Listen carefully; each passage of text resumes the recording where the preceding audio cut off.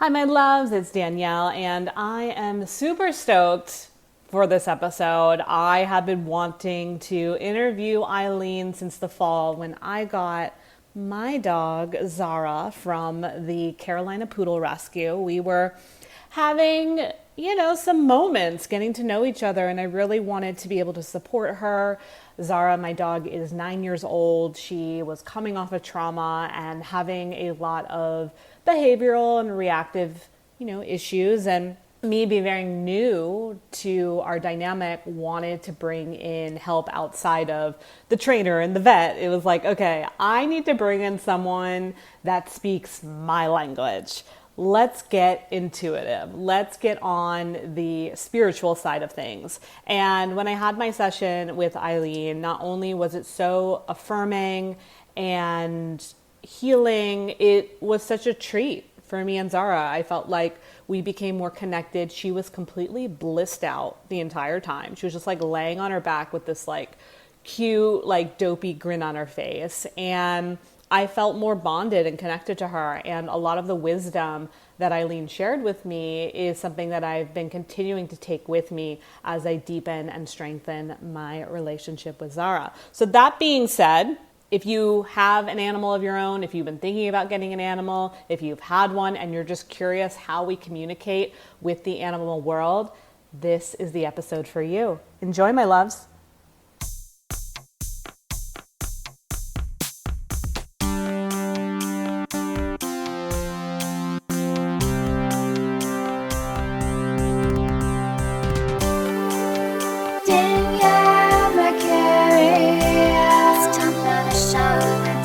Welcome to the show, Danielle Mercury. Welcome to the show. Welcome to the show.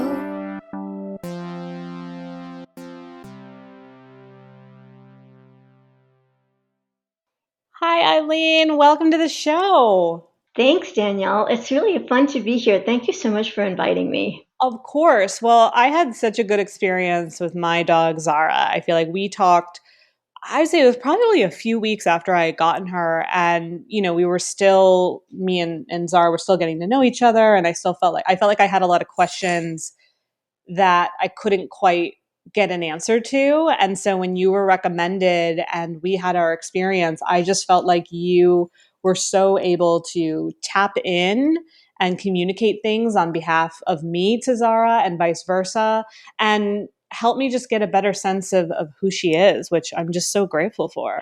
Yeah, thank you. I love getting feedback like that. Thank you. This has just been so much fun for me and so rewarding for me to be able to do this. And that's really kind of like the whole thing that I want to do is just be able to connect, humans to their companions and really just help them bridge that communication gap so there can be even deeper connections. Yes, it's just so valuable. So before we get deeper into that, the process, how did this even come to be for you? Like, how did it, come to the space where you're like, yes, I'm an animal intuitive and I'm going to do this for others? Yeah. Yeah. So when I was growing up, I was a highly sensitive being, and I felt a lot of stuff, but I shut it down because then, no one really understood it. And I kind of got in trouble for feeling too many things because I didn't really understand it well enough. So I shut it down. Yeah. Now, fast forwarding to when I'm an adult, I really wanted to understand life in a very different way. Like, to me, life didn't make sense, in part because I'd shut this piece of me down. But life didn't really make sense. And I had like these big questions like, who am I? What is my true nature? Those kinds of, really big burning questions. And I did a lot of work to kind of get to those answers. And I didn't just want the answers from a book. I didn't just want to read, Guru so-and-so and get their answer and say, oh, okay, well, he said, so that must be it. Right. I didn't want it to be intellectual. I wanted it to be a knowing. Yes. So I did a lot of work in that respect. I took classes and I had coaches and did workshops, a ton of stuff. And over the course of time, I did have some significant shifts in my consciousness or my realities. My reality really shifted. And one really big shift was when I really understood that I'm not separate from anything. I'm not separate from the chair I sit on. I'm not separate from you. I'm not separate from anything. Mm-hmm. And when that happened, the sensitivity that I had as a child, it came back online. I couldn't shut it Wow. down anymore. Uh-huh. It was like, oh my God. Motherboard on. Yes, it was. Mm-hmm. And I thought I was going crazy. I was like, oh my God, what the heck is happening to me? Right. But at the time, fortunately, I had a lot of really good support. So I Mm-hmm. had, therapists and Okay. coaches and friends who all told me, no, I mean, you're not crazy. You can trust this. You can Mm-hmm. trust this. And so I started to play with it and explore it and Mm-hmm. trying to get comfortable with this because it was here anyway and it was driving me nuts. I might as well try and, make sense of it. Yeah. And I found I was like really accurate with things, really weird stories. Like, I couldn't understand why I was so angry. Mm-hmm. And I was like, figuring out, like, felt like hours trying to figure out where is this anger coming from? Where is this anger coming from? Only to find out that the next person I was meeting up with, it was their anger. Of And course. it just Mm-hmm. like blew my mind away. I was Mm-hmm. like, wow. And it was happened so often and I was so on topic. I was always so accurate. And so after a while, I'm like, you know what? I really want to be able to do this with animals. I can't really tell you why. It was just like, Mm-hmm. this is what I need to do. I Okay. need to You do just this. knew. Mm-hmm. Yeah, just kind of Mm-hmm. knew. Yep. Mm-hmm. And so interestingly enough, it kind of all fell into my lap. I decided I needed an animal communicator to teach me. Right. And so I happened to have a friend who does cat rescue. Mm-hmm. And I just happened to mention to her, like, yeah, I'm thinking about becoming an animal communicator. And she goes, oh, well, you need to talk to Laura Lassiter because she's fabulous. And, I was like, wow, I can't believe a name just fell into my lap. Yeah. And so I called Laura and she was willing to take me on. And it's been like so amazing since then. Wow. How long has it been since that phone call? Yeah, I think it's been 4 years, four and Okay. a half years, something like that. Yeah. Amazing. Amazing. And it was through you surrendering to the intuition, really letting yourself be on this path, explore it, that then led you to that call. Yeah. Oh, Yeah.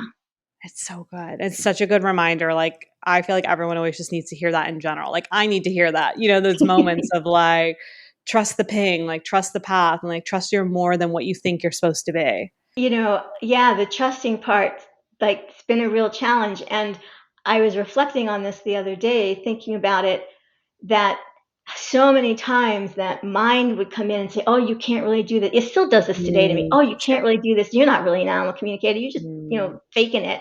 right. And then yet I would still go, nope.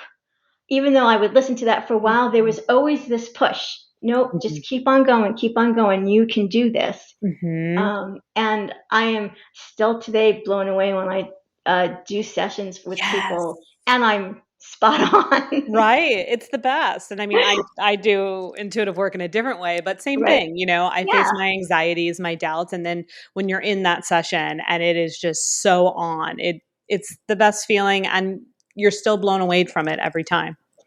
Yeah, I find it to be incredibly nourishing. It's so because it feels so nourishing, it's like Mhm. this is what I was supposed to do. This was Mm, really why I was here and came onto the planet in the first place. that's such a So great way to it's like, describe it. I love that nourishment that it provides you. yeah. So that being said, can you share a little bit around your process, in a way that would help anyone listening kind of understand how we can communicate with animals or why, I feel like Yeah. you shared it with me, I feel like when we did our session. So kind of that Okay, I don't perspective. remember what I told you Yeah, anymore. well, I mean, I just I'll give whatever you comes to mind is right, beautiful. right. So I kind of think about it as it's kind of like a second set of ears. Okay. We have these amazing pieces of equipment that Mhm. sit on our heads Mhm. called ears, right? And they are, geared specifically to register gross energies Mhm. in the shape of, vibrations right? And so Yes. they can pick that up, and then with our mind, we convert it. So we hear the sound chair, and we go, oh, I know that's the thing I sit on. Mm. So I'm doing the same thing, but I'm listening from a different place. I'm listening from my heart, and my heart can listen and pick up subtle energies. And so it's just a different type of energy that's very Mhm. subtle. And I believe everyone's heart can Mhm. do this. I think that's what hearts do in general. That's kind of, when you Yeah. listen to your heart, that's like, again, that was listening to my heart that brought me to the path of animal communication. Mhm. So again, to me, it's the same thing. I'm listening with my heart, and I'm getting these vibrations or whatever, and my mind is able to convert them into whether it's usually for me, it's a thought. Mhm. Sometimes it's a picture. I don't Mhm. typically get sounds or smells, but some people do. Okay. Mhm. Yes. I'm a Yeah, sound person. yeah, Yeah. So one of the things that I thought was interesting when we work together, I know that you make sure that you have the animal's permission before you tap in. yes, yes. Why is that important? So, great question. We tend to think of animals as just sort of these, beings that like that we forget that they have feelings and that they have compassion and attachments and desires, and they have the same experiences that we have. They feel fear, they get scared, they cry, that have grief or whatever. They deserve the same level of respect Mhm. that we would give any other human being. And so they don't know me from anywhere. So Sure. I when I connect in, I say hello and I introduce myself. I usually tell them, why I'm here. I'm an animal communicator, and they're human, wants to check in and talk with us. And then, is that okay? Mhm. And then at the end of the session, I tend to forget, but I really do like to, then thank them at the end of the Yeah. session, because we do tend so much. I mean, I'm guilty of it too, of just sort of thinking, oh, it's, just an animal. Sure. Yeah. Yeah. Yeah, no, I have my days where I think that, and not intentional at all, but, like, sometimes you're just in your flow or you're busy and you're just kinda like, "Oh, yeah, there's that animal," and then it's like, "No, this is a Yeah. being with so many beautiful emotions and feelings and desires." Yeah, and because they don't communicate in a way that we're so used to, Mhm. it's easy to forget that. Yeah. Yeah. So this is a good reminder Yeah. of that. So I guess kind of what happens next in your process? So once you kind of get that permission, what's your, best way to kind of navigate things? You mean after I've initiated Mhm. the session? Mhm. So if I'm talking on behalf of, with a human, Mhm. and I don't like to call them pets, I usually call them, companion and animal and Okay. human, Mhm. because pet, there's kind of this connotation of ownership. And Oh, I interesting. really, in my mind, I don't want, I want to break that cycle. Yeah. And they're not, they're our companions. They're here on the Mm. planet living with us, and Mhm. we can learn from them and they can learn from, I think that we're on an evolutionary path together. I love that. So, like, if someone says to me, "Are you the owner?" Like, clearly, I would say yes. However, what's a better way to like call myself? Like, I'm her mom. I'm her companion too. Like, what's a good way to? Yeah. I like to use guardian. Oh, I like that's pretty. I don't know. That's the word that came to mind. I love that guardian. Okay. Yeah. Mhm. And that makes sense too, because actually I do use that. We had talked about, so at night, a lot of my listeners know this, like at times I go into the astral realms, or when I dream, I kind of leave my body. And when I first got Zara, she was very confused by all of that, and was waking me up, and there was all this kind of different stuff happening.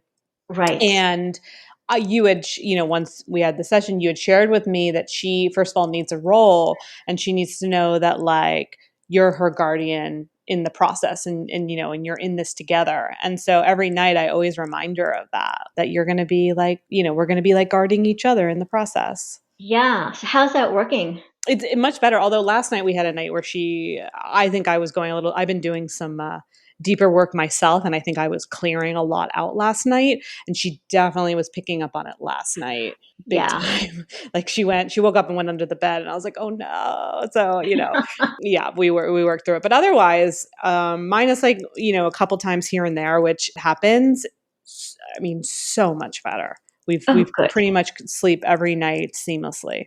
Oh, good. Oh, thanks. I'm so glad to hear that. Yeah. And when it happens, it's either just a reminder, or it's just an indicator that it was just a more intense night for me. And sometimes that happens. Yeah. But anyway. And she's so energetically sensitive that, and so it might be helpful to remind her that you guys, that might happen. So she doesn't freak out about it as much. Like if she's not expecting, I mean, I know you can't always know that you're going to go deep, but just, hey, Zara, just remember, sometimes I go deep and it'll be okay. Yeah. I will do that. And she's really good at taking direction like that. Awesome. And understanding. So that's good. Thank you for that. So back to the idea of companion, guardian. So you're in a space where now you're tapping in. Yeah. So when I'm doing a session with a guardian, or who wants to talk with their animal, then the next thing I do usually is just get a little bit of a sense of the personality of the animal, so that I'm making sure that I've connected to the right animal. I feel so much all the time. I don't always realize when I've like connected to the wrong thing. So I tend to try and do that, and then go, does this sound like I have your animal? Does this, like, I get their personality right? Sure. And most of the time I do. And then we go from there, and it's usually a question and answer kind of thing. Very cool. Yes. So can you share like any stories or like moments that have really stood out when you've done these sessions? Yeah. So this one was a great learning for me. This Jackson really taught me a great lesson. Okay. His human called me and said, Jackson has been through a year worth of chemo, and they're on the other side of it, and that he's in remission now, but he's lost a lot of weight and he's not really eating right now, and I'm a little worried, and I just want to check in with him to see how he's doing. So we schedule an appointment, and after I heard her story, Judgy Eileen was like, oh my gosh, I would never do that to an animal, put them through something like that. How, just like not thoughtful. These animals, they don't need all that prodding and poking, and like just let nature take its course. Yeah. And then I sat and talked to Jackson, and he was like, no, I am so grateful for this experience.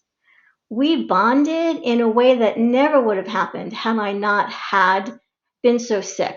And he was just so appreciative of being loved and cared for in this way. Wow. Yeah, and I was just like, wow, what a great lesson for me. Humbling.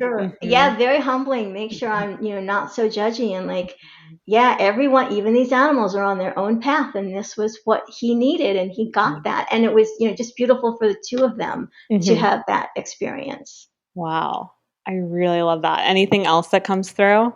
Another story. Let's see. So I have some kind of fun ones here. Yeah, they're fun ones. So Thor and Gabe. Okay.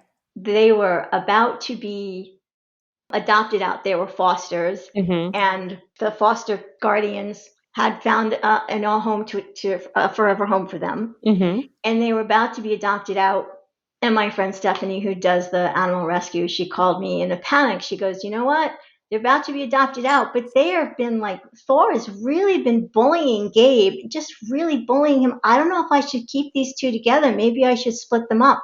She's really, really nervous about it. And so I talked to Thor. Now let me back up just a little bit, because there's a little bit of history with Thor.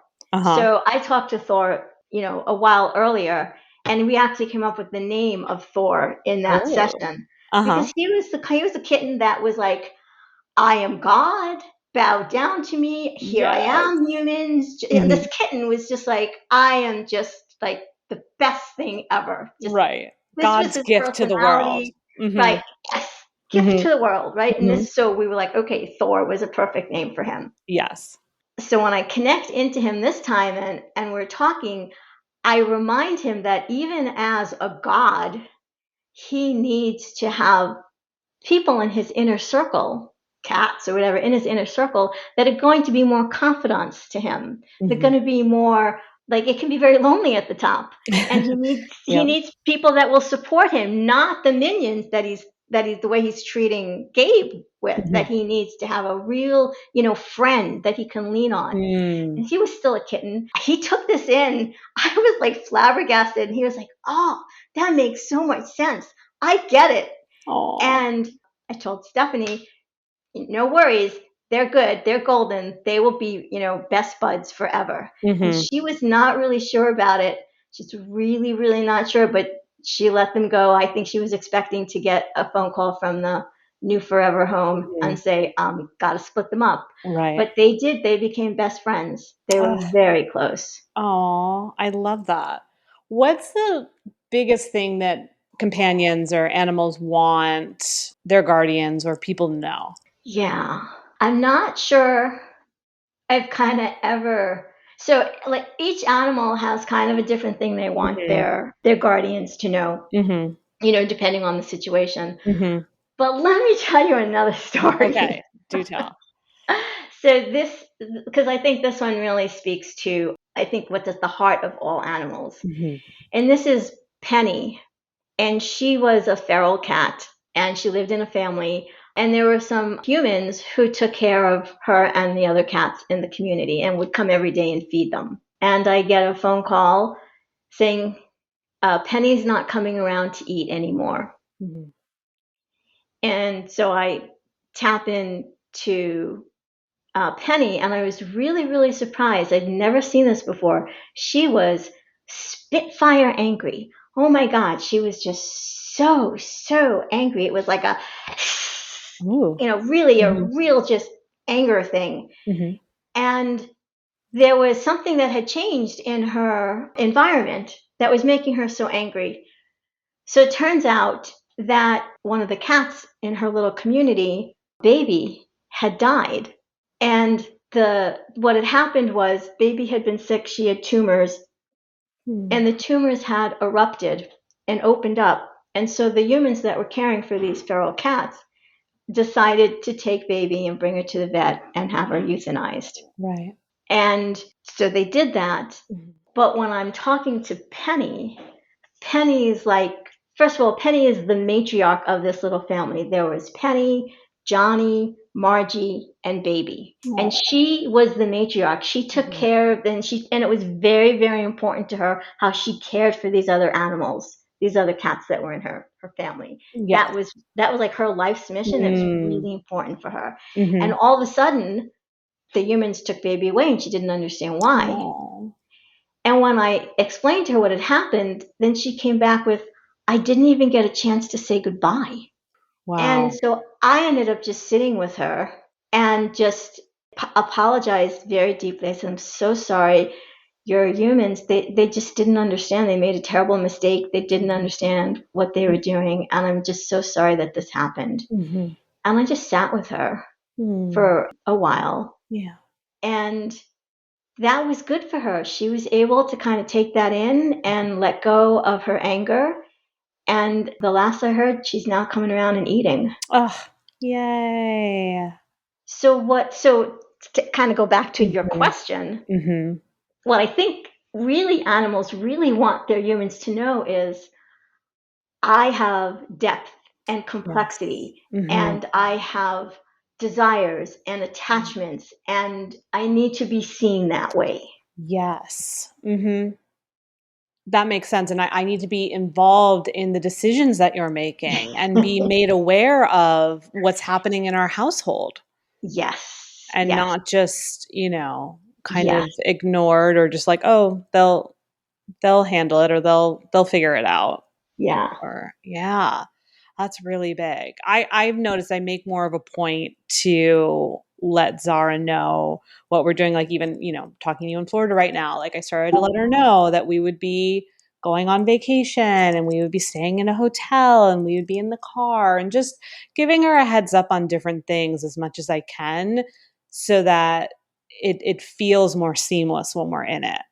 Yeah, and thank you so much for doing that because it just makes such a difference in their lives when they know what's going on. Mm-hmm. And and there are plenty of animals out there who really, it's really important to them Mm-hmm. that they know. Mm-hmm. Yes. And it's actually just, it makes me think of something. So, I watch a lot of like dog training videos and things like that, just because I find certain, find it helpful. There's some trainers I don't find helpful. And that's the one I'm curious your opinion, just talking the way we're talking, because a lot of, at least, I'm more focused on the dog aspect, but a lot of trainers will tell you like, don't involve your animal. Don't let them know what you're doing. Like, if you're going to leave for the night, like just leave and don't even tell them. Or if you're going to take them out for a walk, like, don't make a big deal out of it. And it's very interesting that that's a train of thought when it comes to obedience training. Yeah, I think about that when, well, I have kids. And I Mm-hmm. think about if I'd have done that with my kids, what Right. would that have been like? Yeah. That like, and again, it's the same thing. Mm-hmm. It's because of a certain way of thinking about animals Mm-hmm. where, in my mind, no, it just like a kid, you wouldn't do that to a That's kid and true. not explain things, or you wouldn't do Right. that to your spouse or to your, Mm-hmm. your mother, Right, you or wouldn't just walk whatever. out of the house without Right. saying anything or just get everybody in the car and not tell them where they're going. Yeah. Yeah. Yeah. I Yeah. mean, you can still be in control and be because Mhm. I mean, animals Right. need you to be the leader. You can Yes. still be the leader, Mhm. and do it in a much more, to me, a compassionate way. Yes. Yeah, I learned that very quickly because I was, again, just trying out different methods, and I tried that method that we were talking about, the more like, don't explain, and I was like, "This is backfiring. This is not making things better at all." So, I'm still trying to find that happy medium 'cause sometimes I find that I'm a little too nice or overly involved, but at the end of the day, it's like you said, showing up as a leader with compassion and grace. Yeah. That's Yeah. what I try. Yeah, yeah, that's a good comparison though with comparing how you relate to kids or family members. You wouldn't just drag them around or not give them the scoop. Kind of speaking of, we were talking about baby and when animals cross over, I'd love your take on kind of what happens when our animals leave this earth. Yeah, I've talked to many animals who have transitioned, that left the Mhm. planet, and I find that most of them, actually all of them, they kind of like being in the formless Hmm, state. really? Yeah, so they don't have the same level of fear around death that we do. To them, it's Okay. way more natural and healthy. And actually, you can't even, the way I was trained was like I was taught, don't use the word, dying or death or Mhm. something when you're talking to an animal. They don't understand that concept. They'll Okay. understand the concept of transitioning out of Okay. form, Mhm. right? And Mhm. so they don't have the same sort of hangups that humans have around death. Interesting. Mhm. And so, very often, and they still oftentimes are still there with their families, with their humans, just, watching over them from a different place. Mhm. And a lot of the older ones who, had physical pains or were older and couldn't move anymore, they'll share pictures and stories with me of them suddenly now being able to run and jump and Oh. flip and all these things that they loved to do when they were puppies. Mhm. Now they're doing again. I love that. Is there like a special place where they go per se? Like where it's just like kind of reserved for the animal kingdom? Yeah, I don't think so Okay. because I know that I've, talked with animals and then humans will come and show up as well. Mm. Mhm. I talked with one dog who had passed, and then the human's husband had Mhm. also passed away, and suddenly he was there with us as Oh, well. And it was a really beautiful wow. moment for her, Wow. as I shared what he wanted to share with her. Mhm. Oh, I love that. So yeah, there is So a kind of a way where we can all come together again. yeah, yeah. So I have this picture of it's, just one place where Mhm. That's how I with see never. it too. But, again, it's like I've learned a lot of things and I feel more involved in the animal community, if you will. So I kind of take in a lot of different perspectives. And I know a lot of people say, like, they always say, like, crossing over the rainbow bridge. I've heard that a lot. Yes, yes. I have not yet had the honor and privilege of actually being with Mm-hmm. an animal as they've crossed over. Mm-hmm. It's been shared with me that it's just an amazing experience. Yeah. Yeah. I know when my dad passed away a few years ago, I was just before he passed away, I'm feeling this amazing, beautiful. I can't even describe what it felt like, but it was just this amazing, beautiful experience.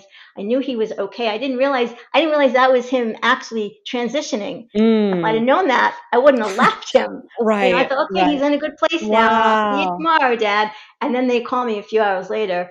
So I can just imagine that for an animal, it's very similar in Mm-hmm. there is such a beautiful release and such an amazing sense of love that comes with that release. Yeah.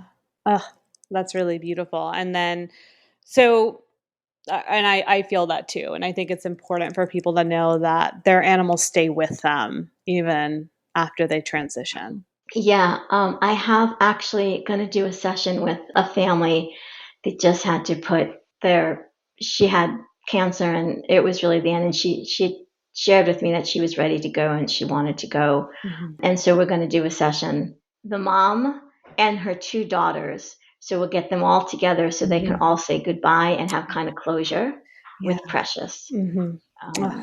Yeah, I love that. I'm It's so really looking important. forward to that because I know how much I struggled when my cat died. Mm-hmm. I can just imagine how difficult it is for kids. Yeah. Yeah. What coping tools do you use or would you recommend to someone that maybe recently has lost their animal? Wow, great question. Well, for one thing, it's okay to be in grief and it's okay to be devastated. A lot of times unconscious humans who, just not thinking, I'll say, oh, it's just an animal, Mm-hmm. get over it. It's like, Right. no, it's okay to really, to be in that grief Mm-hmm. and to actually experience it. Mm-hmm. And just know that their animals are likely still with them Mm-hmm. and their animals are in a really good place. Mm-hmm. There's no, to me, there's no such, I've never met an animal who's been in hell. There's no such thing Oh, yeah, that feels animal hell. repulsive. Yeah, even thinking about it. Yeah. Mhm. Yeah, Mhm. they are, you know, many of the animals are really already choosing to go. Mhm. They're like, yeah, it's my time. I'm ready. And they just kind of release into it way more gracefully than us humans might do. Mhm. And so just, yeah, for those who are lost pets is don't try and rush through your grief and just know that your animals are okay. Mhm. Yeah. No, and it's a day by day process. Yes. Yeah. Yeah, Yes. giving it time. Do your animals that have crossed over, are they happy when you bring in a new animal to your family? So some of them are totally very happy. Uh-huh. So Some not. when my cat, and her name was Cat because I was very original back then. Mhm. When my cat passed away, I secretly wanted for a while for her to come back. Mm. Oh, she's just gonna come back. And she was telling me, no, I'm not coming back. I'm not coming Right. back. Yeah. I'm not coming back in your lifetime. I'm not come back. Yeah. And so I'm like, do I want another cat? I don't really want, going Yeah. back and forth. And she was quite adamant about it. I Uh-huh. ended up I was supporting my friend who does the cat rescue. She was Mhm. doing an adoption effort at a Pet Smart or something near me. Mhm.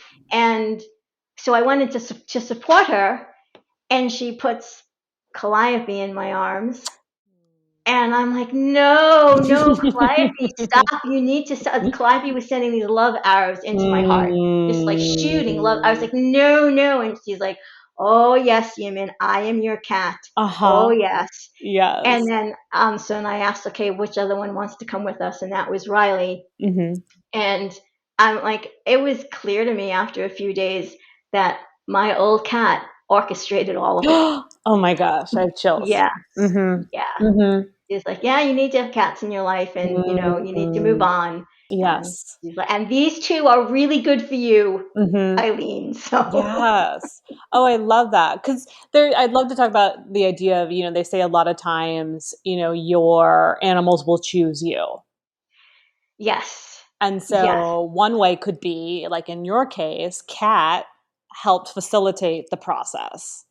yes, And then I feel like there's other cases where, the animal really will kind of do everything they can to let you know, like, I'm the one for you.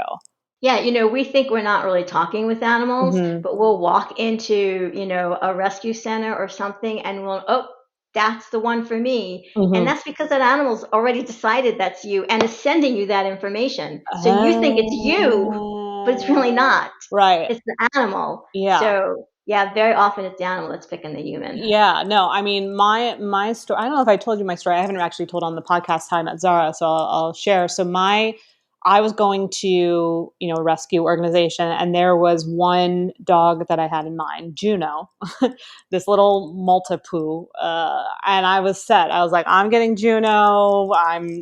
This is going to be my life. Blah blah blah blah. Right, all set in my head about it. Get to the rescue, and as soon as they get there, they're like, "Oh, the couple that came in just before you wound up getting Juno." And, they don't hold pets. The intention was Right, that, we were going to match. But again, the right. couple before, and I deflated. I was like, what? Like, I'm supposed to, and it was an interesting moment because I deflated, and yet deep down, I had a feeling I wasn't supposed to have her anyway. Mm. But, or him rather, I don't even remember the gender anymore, but I wasn't meant to have Juno, but I still felt very defeated and deflated in that moment because I was like, but this was the plan, right? And I was very much in that space of control. And so they were like, it's all good. Like, we're going to bring in, some similar matches. And so I'm like sitting in the trailer, and there's this dog in a crate that will not stop barking at me. And I was kind of annoyed, to be honest. I was like, what? Like, this dog is annoying. And she just wouldn't stop. But then I felt bad. I was like, why is she in the crate? Like, so I asked, I was like, can she come out of the crate? And they're like, yeah, of course. And so, as soon as she comes, she rushes right towards me, and she just starts prancing and dancing around me and smiling. And I, like, the matchmaker already knows, like, but she knew before I knew that Zara had chosen me, but I really didn't realize. I was just like, who is this kooky dog? And I was like, just so like confused by it all. And I was just like, she is a kook. And it was so interesting how the matchmaker just let it all play out until finally I said, wait, can you tell me a little bit more about her? As far as like what her story is. And she Yeah. was like, yes, I can. And it was just so funny when it all like played out. She was like, she's like, I knew way before she goes, me and Zara both knew way before it clicked it with you that she was coming home with you. And I was like, clearly, because yeah, I was like dense to it all at first. It was funny. Yeah. Yeah, but she definitely, and I guess apparently Donna is the matchmaker. She told me that she had been there for 6 weeks, and she said, to be honest, she had a little bit of a chip on her shoulder. She didn't want to talk to anybody. Like, Wow. yeah, she said she really wasn't interested when people came in. She would act cold. She would kind of give them the shoulder. She wouldn't really engage. So she wasn't, clearly she wasn't getting chosen to go home with anybody. Yeah. And Yeah. then she did the charades for me. So. Wow. Mm-hmm, mm-hmm. Wow. Yeah, Yeah, so I love that, stories like that. yeah, it's an interesting story for sure. But again, it goes to show you that it fascinates me that they can understand what you need and that you need each other better than you can in that moment, at least in my experience. Yeah. Well, they're listening to the subtle energies, and I to me that there's just so much information that, we don't realize we can Yeah. actually listen for, and they're Mm-hmm. listening for it, so they know, and they're not, they're getting sort of your personality or whatever, but they're also getting underneath it deeper Right. into like who you really are. I mean, they have to, right? Because there wasn't really anything I was showing her in that moment, other than just being in that room, really. So she had to use some kind of discernment to understand who I was. Yeah. Yeah. And, I'm sure that's the case for a lot of people that have had that situation. Yeah. Again, we take them for granted and we just don't realize just what level of capacity they really have, just how smart they are. Mm-hmm. Yeah. A lot of, I'm assuming a lot of my listeners that have animals, many have rescued. For rescued pets, especially ones that are maybe older or did witness a lot of trauma, what do they, I guess I don't really know how I want to phrase this, but any guidance around how they feel when they're rescued, or what that process is like for them to go from a traumatic situation into, a new space? Yeah. A lot of them, again, because they're not really spoken to and they don't really understand. So they have trust issues Mm-hmm. and, PTSD. And so they come into these new homes and, there can be some behavior issues in the beginning Yeah. because they don't know how to react or, we do something that we don't realize is very frightening to them. Mm-hmm. And really the thing I like to tell, the people that I work with is that, all behavior is just a form of communication. They're not trying to be bad. They're trying to tell you something is wrong. Mm-hmm. And if you can listen for that and say, okay, I may not even understand what's wrong, but I get that you're telling me something is wrong and you're in pain and you're hurting or whatever, that can shift it quite a bit, Mm-hmm. just so that they even know they're being acknowledged in that way. Mm-hmm. Yeah, that's really important. I mean, one of the things that you told me was just give her space, and she likes it here. She likes you, but she needs space. So don't take that personally. Yeah. Yeah. And I found that important. She still does. And there's no, when I'm learning and I'm curious your thoughts, like there is no timeline. Like I was reading online, like a lot of times it's like the 3-3-3 rule. It's like the first 3 days and the first 3 weeks. And then by 3 months, like, everything's grand. And I'm like, I don't think it's that linear. Yeah, I'm going to go back to the kind of the child thing and go, so does every kid walk at 1 year old and talk at 2 or whatever it is that we really need to let them go at their own pace. Mm-hmm. I think that's one of the biggest gifts we can give a rescue is to say, okay, I get it, and we'll work through this together, and let's go at your pace. It's really important. Yeah. Yeah. No, I love that. And, speaking of, how you were sharing that our animals do have so many emotions and thoughts and sensations, what are a way that guardians can better tap in or communicate with their animals without having to use, someone like you all the time? Yeah, so I mean, I think a lot of humans are already doing this with their animals. So many times they get on calls and it's like, oh yeah, you're right. You don't need me. You're right. You're spot on. Mm-hmm, mm-hmm. And it's kind of just trusting that. Mm-hmm. If you just drop into your body, get out of your head, drop into your body, and then just make a heart to heart connection and just sort of visualize that, and then just listen for what shows up. Just whatever experiences you get, you can usually trust that. And animals are great also at expressing through behavior. Mm-hmm. I mean, my cat, I wasn't listening and she was like, she didn't like some food. And so it was dinner time and she's running out for dinner. And then all of a sudden she's hiding. Interesting. And I'm like, oh, this is not your normal behavior. You're like normally like, can't wait for me to feed you. Right. And I was like, oh, okay, I get it.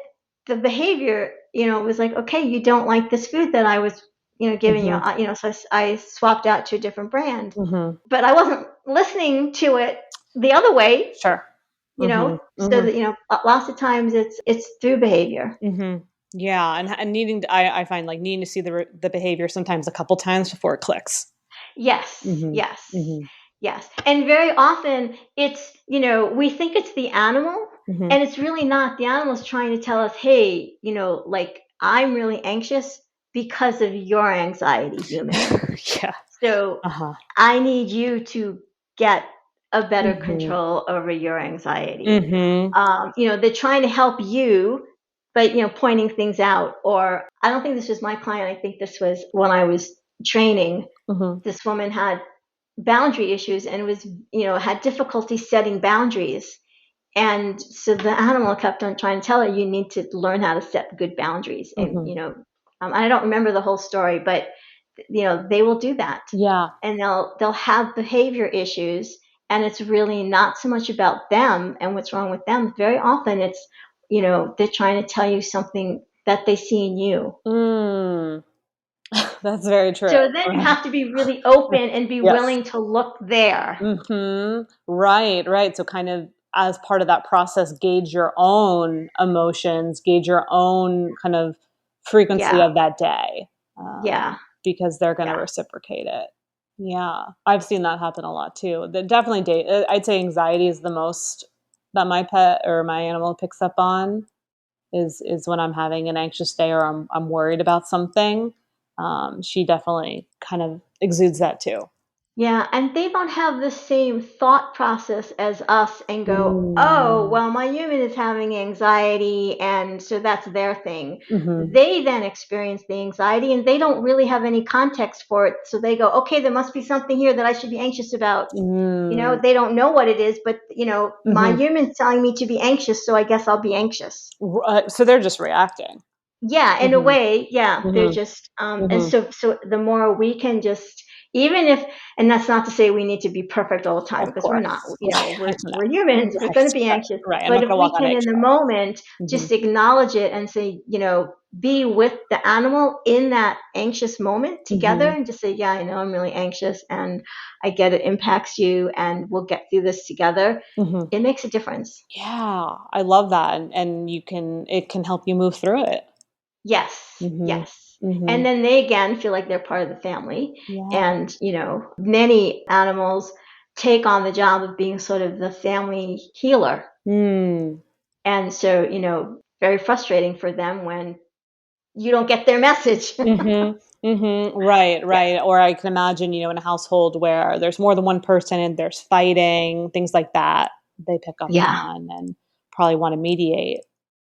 Yeah, some of them do want to mediate and, Mm-hmm. they don't necessarily really understand. They don't have the same level of separation that we do. So I will tap into an animal and say, how are you? Mm-hmm. And they'll start telling me about a stomach ache. And then I have to always remember, well, is that yours or is that someone else's? And nine Mm-hmm. times out of 10, it's their human who just is getting over the flu. Mm. But for them, that's in their world, Mm-hmm. so there's not that separation of, Wow. me and other. Sure.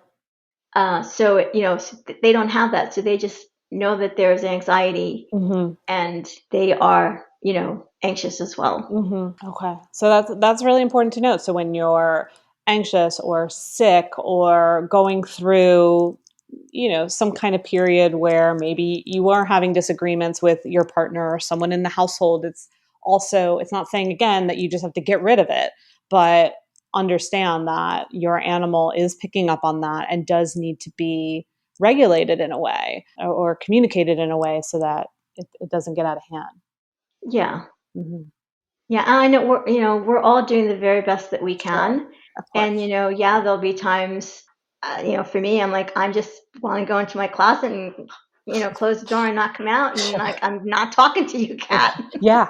Mm-hmm. Mm-hmm. Mm-hmm. And those times are okay too. Yeah. We just, again, the more compassion we can come to any situation, it will help the animals. Mm-hmm. Mm-hmm. Yeah. I love all of that. Anything else like from your findings or working with animals that you feel would be really important to share to anyone listening? I think I'm just going to go back to the story I shared before about Penny, Mm. and to really, really for us to look outside of ourselves and really these animals, and they come with so much love. Mm-hmm. They are really just love machines. I've Mm. never met, and they made like, Penny had some anger, but she was able to let that go. Yes. And they don't have like hatred. Mm-hmm. It's just not in them to Mm-hmm. do that. Yeah. And just really for us to see them more as our partners and our companions. Mm-hmm. Mm-hmm. Right. Include them and Yeah. really allow them to be in your experience of life, not just in your experience. Right. Mm-hmm. Yes. Yes. Mm-hmm. Yeah. I love the way you just said that. That was beautiful. Thank you. Yeah. So I was staring at my dog while saying it. She's so cute. She's like cuddled up on her blanket right now, and she looks so Aw, peaceful. It aw, makes me that's so awesome. happy. Yeah, especially as we talk about, again, I love kind of ending our conversation around the idea of our beautiful animals, our companions are just these love machines, and to remember that, and to continue to acknowledge that they're just such a beautiful vessel and vehicle of love that get to be part of your household.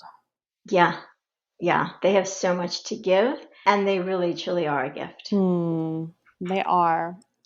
Well, thank you so much for just being so open and sharing so much. And I loved hearing all the different stories and just the different ways that we can strengthen our relationship with our animals and better understand them. And maybe even someone's inspired to adopt based on our conversation. Oh, that'd be fabulous. Right? I love that idea. I'm like, anyone that's just like doesn't have an animal of their own and has been kind of thinking about it, maybe this is your little nudge to go let one find you. Yeah, Mm-hmm. yeah. To walk into that rescue or that shop, whatever it is, and see what happens. Yeah. Because No, usually you'll go home with somebody. Mm-hmm.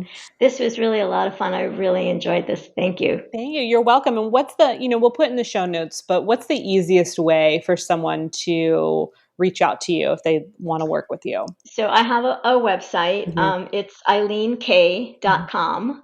So Easy. EILEEN, the Mm-hmm. letter K, Perfect. .com. Perfect. So best Yep. way to find me. Yes. Yes. And that's what I did for you. And here we are now. So beautiful. Thank you so much. I so appreciate your gifts. And again, for you taking the time and just the work that you do. It's so needed and appreciated. Thank you. Thanks, Eileen.